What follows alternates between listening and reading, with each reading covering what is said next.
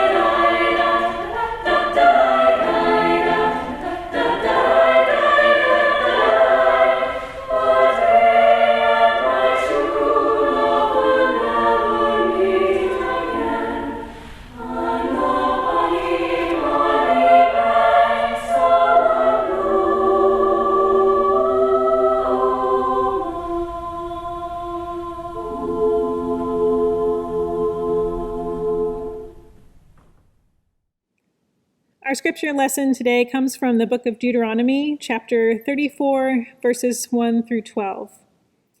Then Moses went up from the plains of Moab to Mount Nebo, to the top of Pisgah, which is opposite Jericho.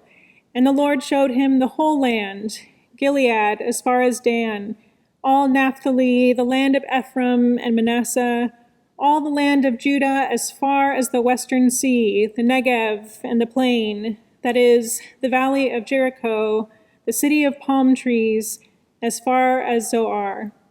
The Lord said to him, "This is the land which I swore to Abraham, to Isaac, and to Jacob, saying, I will give it to your descendants. I have let you see it with your eyes, but you shall not cross over there." Then Moses, the servant of the Lord, died there in the land of Moab at the Lord's command.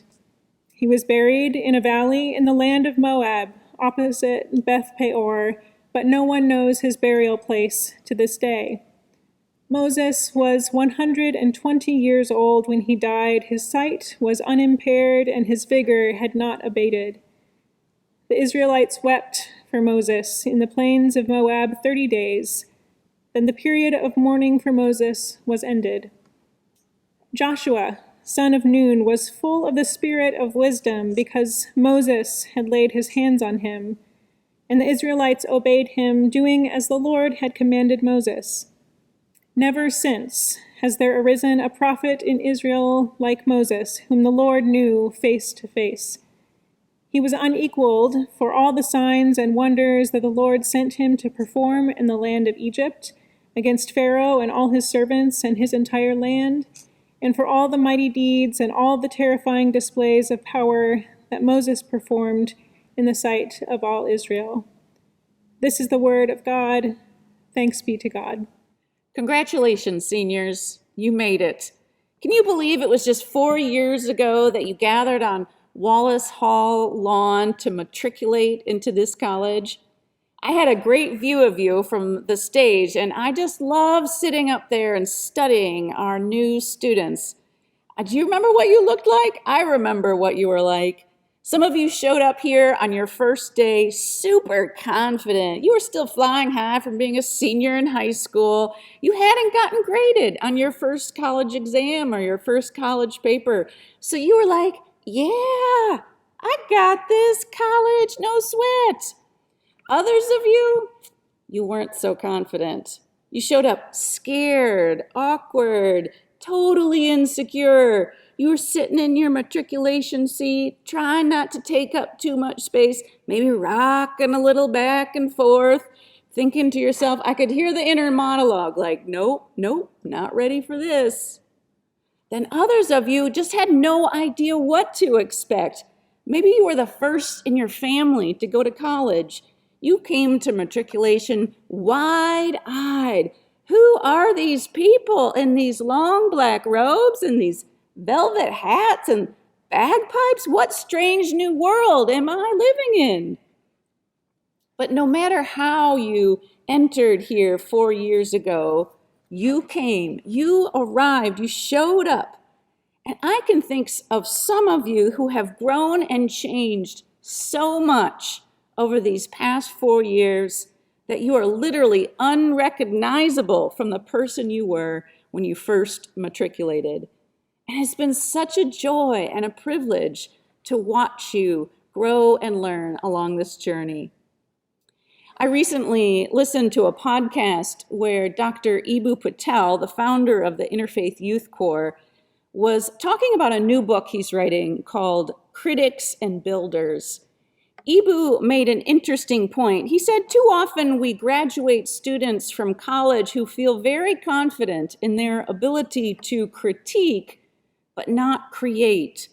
He shared a story about a young man they hired at Interfaith Youth Corps, fresh out of college, and within the first couple of months on the job, this young man felt perfectly fine to offer a 30,000-foot critique of Interfaith Youth Corps, the organization that Eboo had built from the ground up. And Eboo's like, dude, you haven't even learned your job yet, but you're giving me this 30,000-foot critique.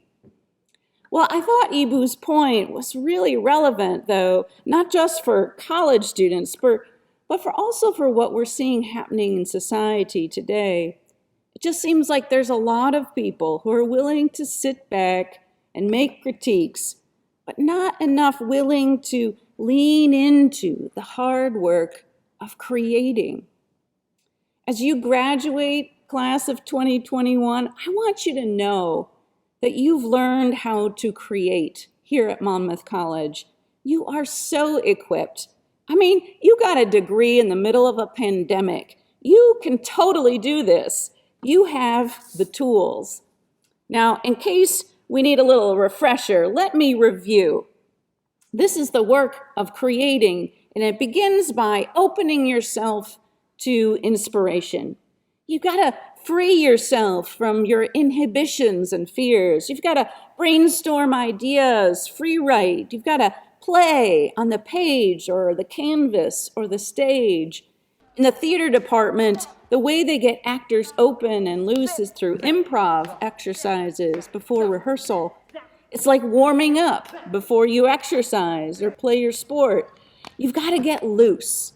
You've got to get out of your head and out of your fears and into your heart and soul where the best creation comes from. Then, when you've got your idea or your inspiration, then you get to work. But get ready, because you're going to make mistakes. You're going to fail. You're going to mess up that drawing you worked on for days. Your essay will come back full of red-marked feedback. Your clay pot will crash on its wheel.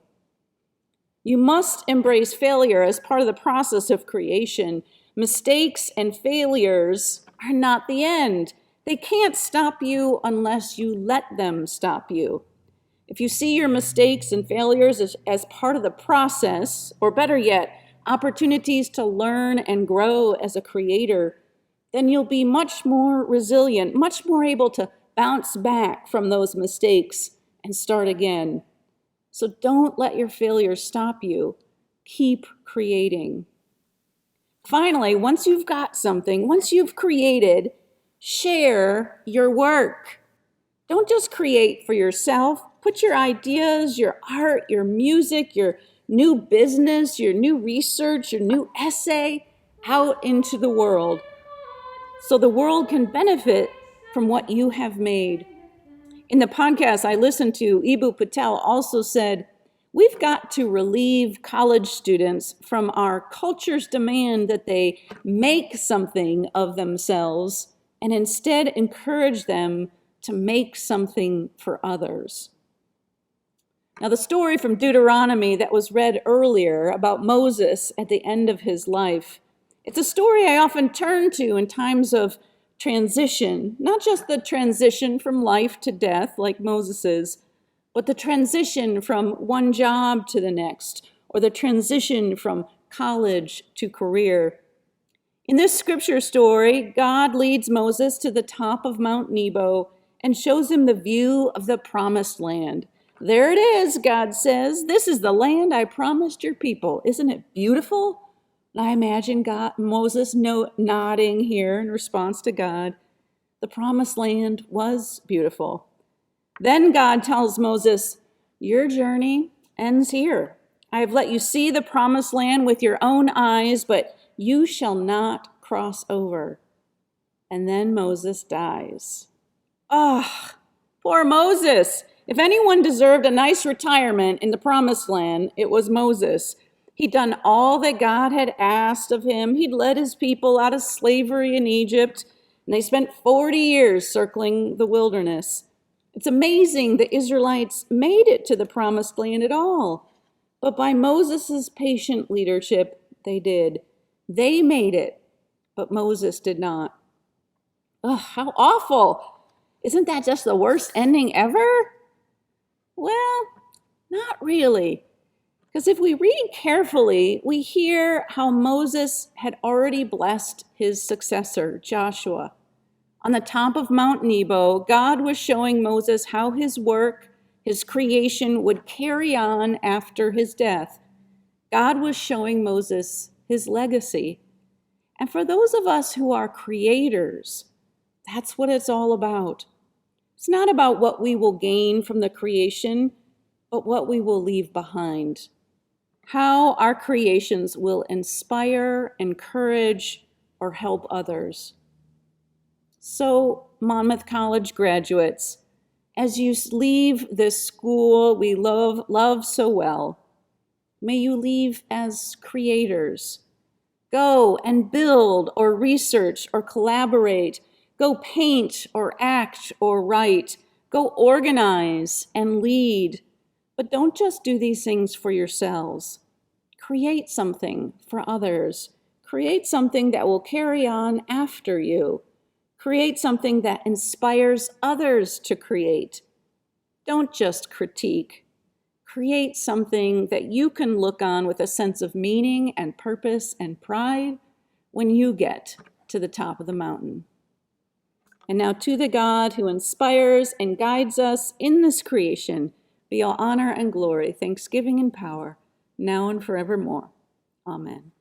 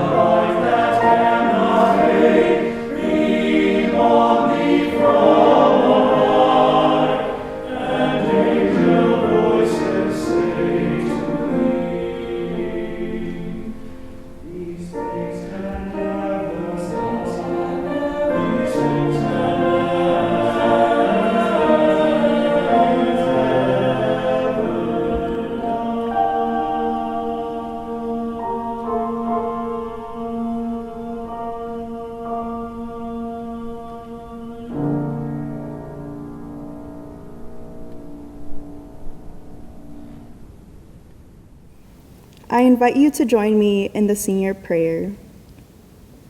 Almighty God, as we have faced and continue to face unknown challenges, help and guide us. In this graduation moment, we, the class of 2021, rise in joy, ready to celebrate how far we have come and how far we hope to go. O God, grant us the power and the resilience to continue moving forward. A chapter has closed and another eagerly awaits. Pave the road with opportunities and inspire us to continue to live with hope in this incredible journey. In this world where the wise differ and the good disagree, and saints divide over what is best, grant us the wisdom to choose what is best, O God. In this world where cowards flee when they should stand, grant us the courage to follow the best we know, O God. In this world where there is public cynicism and private despair, grant us the hope of knowing the world is in your hands, O God. Finally, summon us to courage, great God, as we leave this college we call home, grateful for all that we have learned and received and heard among the flames of white and crimson. Amen.